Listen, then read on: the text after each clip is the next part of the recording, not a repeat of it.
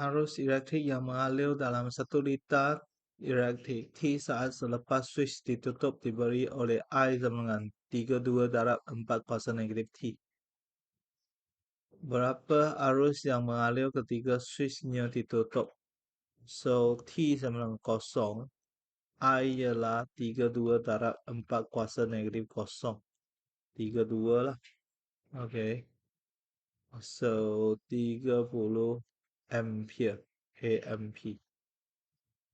Okey. B1 apabila T ialah 1, I ialah 32 darab 4 kuasa negatif 1. 8. Apabila T sama dengan 2, I sama dengan 32 darab 4 kuasa negatif 2. 2. Okey. 32 darab 4 kuasa negatif 1 itu 8. Kuasa negatif 2 itu 2. Okey, berapakah masa yang diambil untuk mencapai 0.5?